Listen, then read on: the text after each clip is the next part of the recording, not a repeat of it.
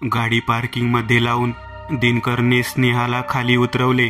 दिनकरच्या हातात कसलेसे पार्सल होते, आईस्क्रीमचे, जे त्याने सुजातासाठी घेतले होते. स्नेहाच्या हातात अजूनही आईस्क्रीम कोन होता, जो आता विरघळत चालला होता. हातातील आईस्क्रीम खात स्नेहा आणि दिनकर दोघेही लिफ्टकडे जात होते.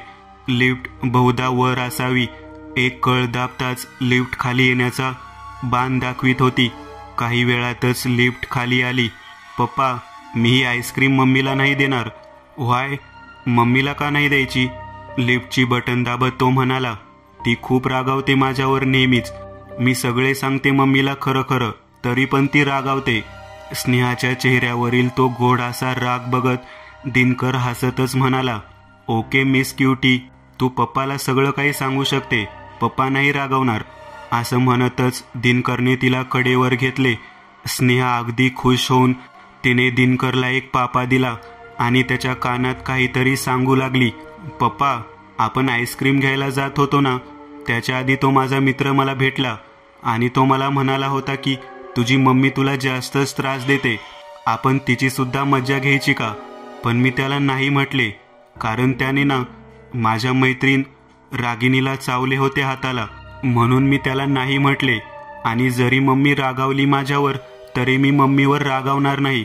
दिनकरच्या गळ्याला बिलगत म्हणाली, इट्स ओके बेटा, मम्मीचं सुद्धा तुझ्यावर प्रेम आहे, तुझी काळजी आहे ना तिला, म्हणून रागावते ती. पण दिनकरच्या मनात तिचा तो मित्र घोळत होता. तिचा मित्र खरंच आहे की स्नेहाला झालेला तो रोग ज्यामुळे तो निर्माण झाला आहे, हे कोडं मात्र सुटत नव्हतं. लिफ्ट बहुतेक त्याच्या मजल्यावर पोहोचली होती. स्नेहा आणि दिनकर चालतच त्याच्या फ्लॅटकडे येत होते. पण जसजसा तो त्याच्या फ्लॅटजवळ येत होता, त्याच्या चेहऱ्यावर काळजी घर करत होती. फ्लॅटचा दरवाजा उघडा होता. घाबरतच त्याने सुजाताला आवाज दिला, मात्र घरातून काहीच आवाज आला नाही. स्नेहा सुद्धा घाबरली होती. ती सुद्धा घराकडे चालत येत होती. तोच तिचे लक्ष खाली जाणाऱ्या पायऱ्यांकडे गेले. खाली रक्ताच्या थारोळ्यात सुजाता खाली पडली होती आणि तिचा तो मित्र तिच्या त्या देहाजवळ उभा होता. स्नेहा येताच त्याने तिच्याकडे पाहिले. एक विभत्स हास्य त्याच्या चेहऱ्यावर होते. आताही तुला कधीच त्रास देणार नाही, तो विद्रूपसा म्हणाला. आता मात्र स्नेहाने किंकाळी फोडली. तिचा आवाज ऐकताच दिनकर घराच्या बाहेर आला. स्नेहाने रडतच त्याला सुजाताकडे नेले.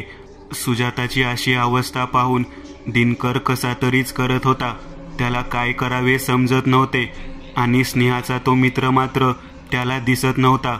तो धावतच वर आला आणि धडाधड टेलिफोनवर ॲम्ब्युलन्सचा नंबर डायल केला. रक्ताच्या थारोळ्यात स्ट्रेचरवर सुजाता पडली होती. अतिदक्षता विभागातील धावतच काही डॉक्टर आणि दिनकर रडवेल्या स्थितीत ते स्ट्रेचर ओढत नेत होते. आत येताच डॉक्टर्सनी दिनकरला थांबवले आणि ते ऑपरेशन थिएटरचा लाईट चालू झाला. दिनकर हातबल होऊन तेथील बेंचवर बसला. हे अचानक कसे काय झाले त्याला समजत नव्हते. सुजाता त्या जिन्यावरून कशी पडली, तोच त्याला स्नेहाची ती गोष्ट आठवली की तिचा मित्र म्हणाला होता तुझ्या मम्मीची मज्जा घ्यायची म्हणून. तो आतून घाबरला. खरंच सुजाता जिन्यावरून खाली पडण्याचे हे कारण तर नसेल ना? आता त्याचे रडू जास्तच फुटले. काय सत्य आणि काय भास याचा पत्ता त्याचा मेंदू त्याला लागू देत नव्हता. थोड्या वेळाने ऑपरेशन थिएटरचा लाईट बंद झाला. हिरव्या पोशाखातील डॉक्टर तोंडावरील मास्क काढत बाहेर आले. त्यांना पाहताच दिनकर धावतच त्यांच्याकडे आला. डॉक्टर, सर्व काही ठीक आहे ना? दिनकर कळवळीने म्हणाला. डॉक्टरांनी एक दीर्घ श्वास घेतला.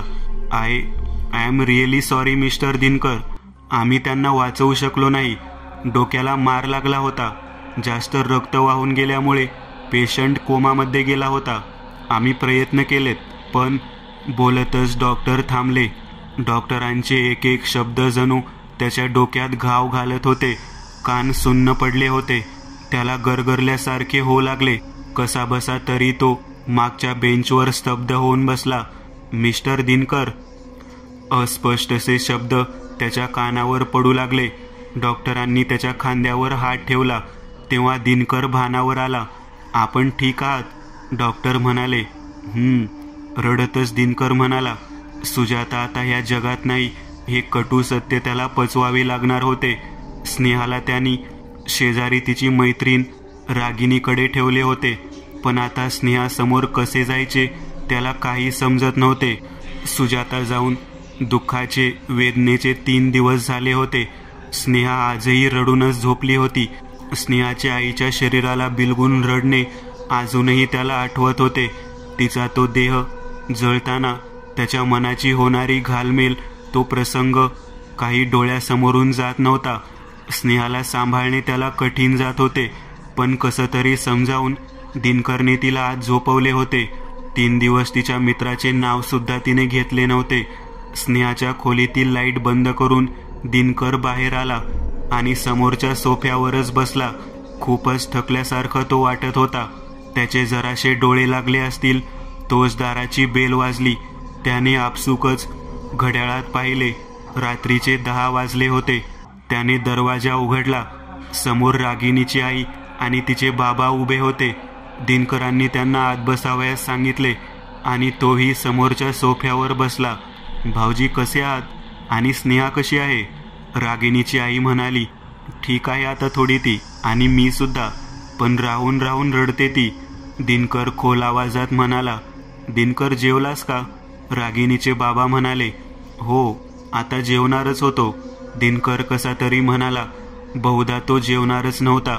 भाऊजी अहो जे झालं ते खूपच वाईट झाले, पण आता तुम्हाला स्वतःला सावरावे लागेल, स्नेहासाठी तरी. काळजीत रागिनीची आई म्हणाली. हो ताई, सावरतोय स्वतःला, फक्त आणखी थोडा वेळ हवाय. देवही कधी कधी किती कठोर होतो. दिनकर आता येण्याचे अचानक कारण म्हणजे आम्हाला तुला काहीतरी महत्वाचे सांगायचे आहे, रागिनीचे बाबा म्हणाले. दिनकर सुद्धा थोडा सावरून बसला आणि रागिनीची आई बोलू लागली. भाऊजी, मी जे सांगत आहे कदाचित तुम्हाला पटणार नाही, पण 3 दिवस झालेत ही गोष्ट मनात दाबून आहे. ज्या दिवशी तुम्ही स्नेहाला घरी सोडून गेलात तेव्हा स्नेहा फार रडत होती. त्यांनीच मारले माझ्या मम्मीला असं काहीतरी बोलत होती. मला स्नेहाची स्थिती माहिती होती, पण मला नाही वाटत की स्नेहा खोटी बोलत आहे म्हणून. मी तिला पाणी आणून देण्यासाठी किचनमध्ये गेले तेव्हा रागिनी माझ्याजवळ घाबरतच आली. ती म्हणत होती की स्नेहा एकटीच बोलत आहे म्हणून. मी जेव्हा पाहिलं तेव्हा ती भिंतीच्या कोपऱ्यात बघत रागानेच बोलत होती, मात्र त्या कोपऱ्यात कोणीच नव्हते. आणि ती म्हणत होती की तू का मारले माझ्या मम्मीला, तू माझा फ्रेंड नाहीस. मी म्हटलं होतं तुला तिला त्रास नको देऊ म्हणून. का धक्का दिला तू तिला? निघून जा इथून, तू माझा फ्रेंड नाहीस. मला काय बोलावे समजत नव्हते, पण भाऊजी मला नाही वाटत स्नेहा एकटीच बोलत असेल. नक्की कोणीतरी आहे जिच्याशी ती बोलते. रागिनीची आई कळवळीने बोलत होती. हो दिनकर, आपण सुशिक्षित लोक आहोत आणि अंधश्रद्धा म्हणून त्याकडे दुर्लक्ष करतो. इथेच आपलं चुकतं. या जगात अशा बऱ्याच गोष्टी आहेत ज्या आपल्याला माहिती सुद्धा नाहीत, ज्या साधारण डोळ्यांनी पाहता येत नाहीत, पण त्या कुठल्या तरी रूपात अस्तित्वात असतात, खऱ्या असतात. मला वाटतं स्नेहाच्या बाबतीत तसंच घडलंय. ती जे म्हणत आहे त्याची पडताळणी करायला काय हरकत आहे? त्या दोघांचे बोलणे ऐकून दिनकरही स्तब्ध झाला होता.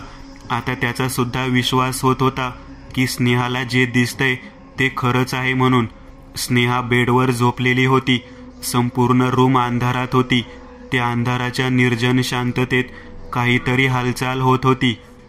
स्नेहाला झोपेतच काही टक टक असा आवाज येत होता. तो आवाज ती झोपलेल्या बेडच्या खालून येत होता. क्षणाला तो आवाज वाढत होता. त्या आवाजाने स्नेहा जागी झाली. तो आवाज स्नेहा उठल्यावर थांबला. स्नेहा, एक हलकासा आवाज स्नेहाच्या कानावर पडला आणि परत तो टकटक आवाज चालू झाला. जणू खालून हाताने कोणीतरी बेड ठोकत होते. स्नेहा बेडच्या खाली उतरली आणि तिने खाली पाहिले. तिचा तो मित्र बेडच्या खाली बसलेल्या स्थितीत होता. स्नेहाने त्याला पाहताच रागाने म्हटले, का आलास तू? मी म्हटले ना तुला, तू माझा फ्रेंड नाहीस. माझ्या मम्मीला मारले तू. स्नेहा रडतच म्हणत होती, मी जाणार, कधीच नाही येणार. बस हे शेवटचं नाणं घे. त्या मुलाच्या जळक्या हातात ते नाणं होतं. स्नेहाने ते नाणे त्याच्या हातानेच रागातच कुठेतरी फेकले. काहीच नको मला आता. तू वाईट वाईट तू मारलंस मम्मीला, रागानेच स्नेहा म्हणाली. तिने असे करताच त्या मुलाचे हावभाव बदलत गेले. तुला घे म्हटलं ना, दात खात तो मुलगा म्हणाला. त्याचा तो जळका चेहरा त्या दात खाण्याने आणखीनच भयावह वाटत होता. त्याने झटकन स्नेहाचा हात पकडला आणि तिला बेडच्या खाली ओढले. त्या तिघांचे अजूनही बोलणे चालू होते. तोच एक जोरदार किंकाळी त्यांना ऐकू आली, स्नेहाची. घाबरतच दिनकर उठला आणि स्नेहाच्या खोलीकडे धावला. पूर्ण अंधारात त्याला काहीच दिसत नव्हतं. आता तिथे रागिणीची आई आणि बाबा सुद्धा आले होते. स्नेहाचा आवाज समोरून येत होता. दिनकरने क्षणाचाही विलंब न लावता लाईट चालू केली. आता सगळीकडेच दिसत होते. समोरचे दृश्य पाहताच त्या तिघांचीही पाचावर धारण बसली.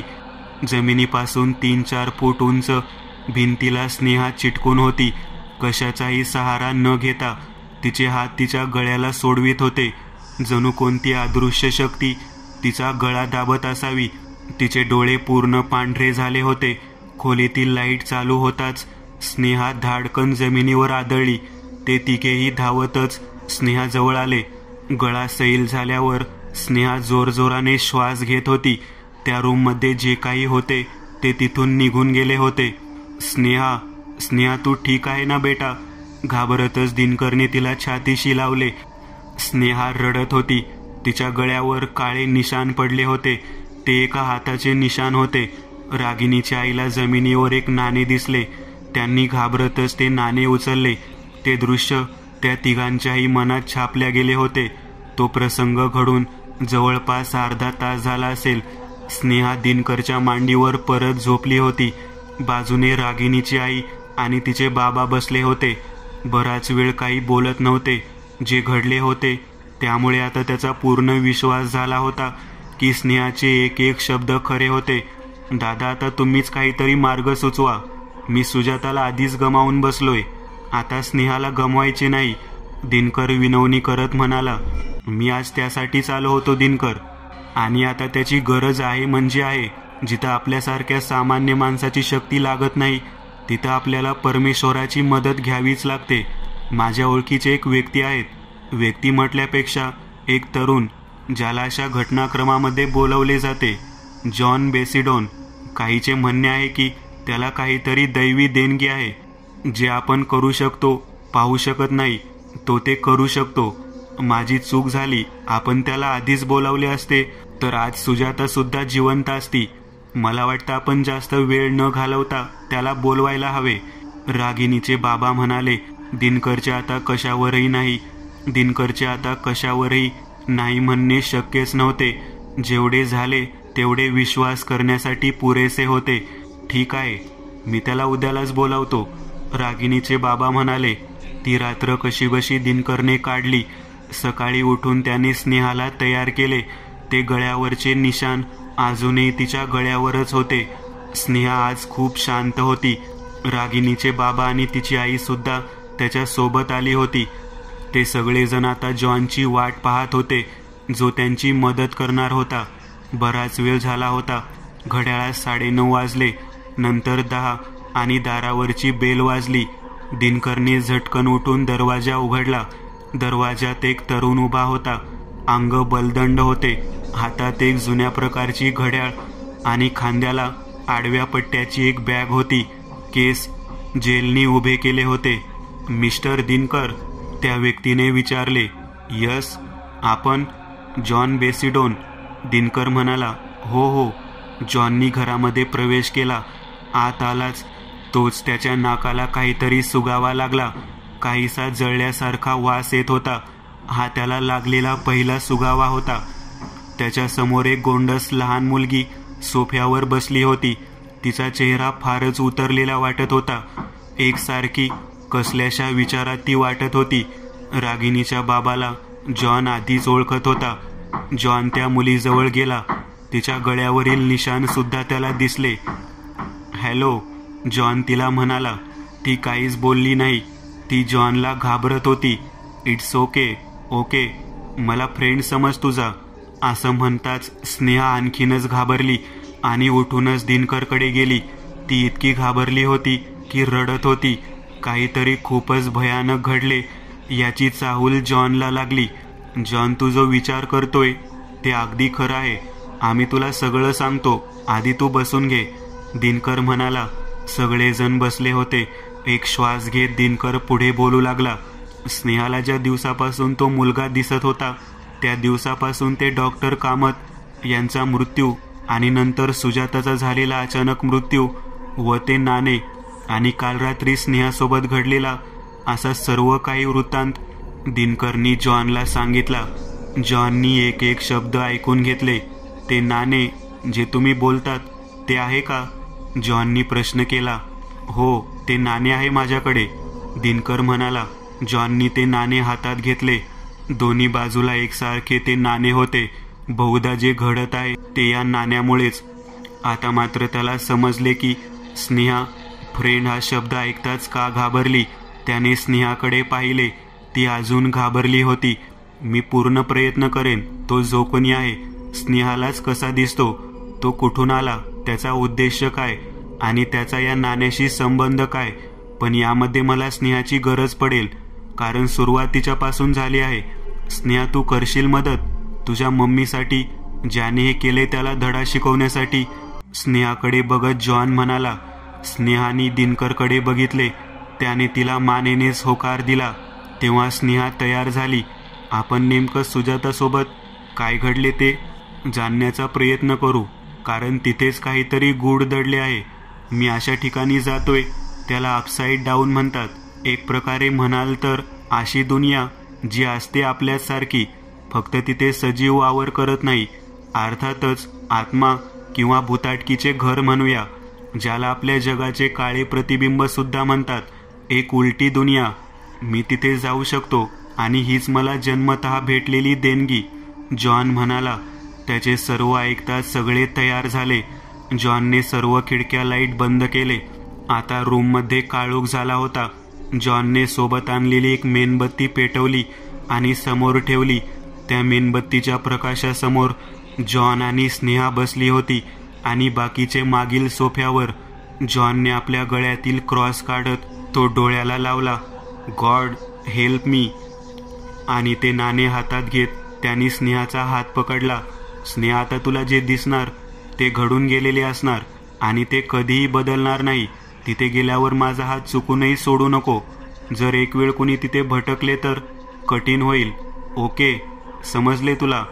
जॉन बोलला. तिने मानेनेच होकार दिला. स्नेहाचा हात घट्ट पकडत जॉनने डोळे मिटले आणि स्नेहानेही. काही वेळ डोळ्यांच्या बंद पटलावर तो मेणबत्तीचा प्रकाश झळकत होता आणि दोघांनीही एकसारखे डोळे उघडले. तेव्हा समोर फक्त घट्ट काळोख होता. चारही बाजूने फक्त घट्ट काळोख. अंगाला एक वेगळ्याच प्रकारचा थंडावा जाणवत होता. स्नेहा, तू मला ऐकू शकतेस? जॉन म्हणाला. हो, तिने घाबरतच उत्तर दिले. अस्तित्वात मात्र जॉन आणि स्नेहा तिच्या घरी होते. त्यांचं बोलणं दिनकर आणि ते दोघे ऐकत होते. त्या घट्ट काळोखात दूरवरूनच त्यांना काहीतरी दिसत होते. बहुतेक एक मानवी आकृती किंवा असंच काही. ते चालतच त्या आकृतीकडे जात होते. ती आकृती एका स्त्रीची होती आणि स्नेहाच्या ओळखीची. मम्मी, स्नेहा रडतच म्हणाली. स्नेहाचे ते शब्द ऐकताच दिनकर उठूनच बसला. बहुतेक जॉन आणि स्नेहा त्या दोन्ही सुजाताजवळ पोहोचले होते. नाही स्नेहा, ती ऐकू शकणार नाही, कारण हे घडून गेलंय. पण जर तो हात सोडलास तर इथे जे काही वाईट आहे तो आपल्याला ऐकू आणि पाहू शकेल, जॉन म्हणाला. ती स्त्री सुजाता होती. ती एकसारखी घाबरलेल्या स्थितीत समोर पाहत होती. आता जॉन आणि स्नेहा तिच्या अगदी जवळ आले. सुजातासमोर एक कपाट होते. त्याचे दार उघड्या स्थितीत होते. त्या जुन्या कपाटात स्नेहाला आणि जॉनला एक आकृती दिसत होती, एका लहान मुलाची. तो त्या कपाटातून हसत सुजाताकडे बघत होता. स्नेहाने त्याला पाहिले आणि ती घाबरायला लागली. ती रडतच म्हणाली, हाच आहे तो. हात त्या मुलाकडे दाखवीत स्नेहा जॉनला म्हणत होती. जॉनला सुद्धा त्या मुलाला पाहिल्यावर कापरं सुटली होती. कपाटात तो मुलगा उभा होता. त्याचे पूर्ण अंग जळालेले होते. तो एकसारखा विद्रूप हसत सुजाताकडे बघत होता, पण सुजाताला मात्र तो दिसत नव्हता. तोच काही क्षणात तो मुलगा त्या कपाटातून धावत सुजाताच्या अंगावर आला आणि तिच्या अंगातून पार होत कुठेतरी अंधारात गुडूप झाला. सुजाताला दरदरून घाम फुटला होता. ती चालतच कुठेतरी जात होती आणि तिच्या मागे जॉन आणि स्नेहा सुद्धा. सुजाता खाली बघत बघत जात होती. जॉनने खाली बघितले. ते पायांचे ठसे होते जे अंधारात कुठेतरी जात होते. जेव्हा जॉननी समोर पाहिले तेव्हा तो मुलगा अंधारात एका दरवाजाजवळ उभा होता. त्या मुलाने तो दरवाजा उघडला आणि हसतच बाहेर पळाला आणि त्याच्या मागे सुजाता सुद्धा. सुजाताला समोर काहीच दिसत नव्हते, पण जॉन आणि स्नेहाला सगळे दिसत होते. सुजाताला समोर एक जिना दिसत होता. तिथे एक सावली तिला दिसत होती. ती दबक्या पावलाने तिकडे जाऊ लागली. तोच परत तो मुलगा त्या जिन्यावरून खाली उतरत होता. त्याच्या पायाचा टप टप आवाज येत होता. सुजाता आता खाली जाणाऱ्या जिन्याजवळ आली. सुजाताच्या अगदी बाजूने जॉन आणि स्नेहा आली. समोर तो मुलगा हसत होता. त्याचे विद्रूप हास्य जॉनच्या अंगावर काटा आणत होते. तोच तो मुलगा तेथून आणखी अंधारात पळाला. सुजाता विचार करतच खाली त्या जिन्याकडे पाहत होती. तोच तिच्या मागून तो मुलगा धावत आला आणि अगदी तिच्या पाठीमागे येऊन थांबला. त्याचे ते हास्य अजूनही होते. सुजाताच्या अंगावर काटा आला होता. ती भीतीने मागे बघणारच तोच त्या मुलाने सुजाताला हाताने जोरदार धक्का दिला. सुजाता खाली पडताच जिन्याला तिचे डोके लागून धाडकन फुटले. गिरक्या घेत सुजाता जिन्यावरून खाली कोसळत जात होती. स्नेहाने ते बघताच जोराने किंकाळी फोडली. मम्मी! आपसुकच स्नेहाचा हात जॉनच्या हातातून सुटला. स्नेहा त्या पायऱ्या उतरत सुजाताकडे जाऊ लागली. हे इतक्या लवकर झाले की जॉनला कळले नाही की स्नेहाचा हात त्याच्या हातातून सुटला. तोच त्या मुलाचे लक्ष जॉनकडे गेले. तो अतिशय रागाने जॉनकडे पाहत होता. जॉन अगदी त्याच्या जवळ उभा होता. जॉनला काही कळायच्या आत त्या मुलाने त्याचा गळा पकडला. त्याच्या त्या जळक्या हाताचा स्पर्श होताच जॉन गारठून उठला. त्याचा श्वास रुकत होता. त्याच्या तोंडातून शब्द सुद्धा निघत नव्हता.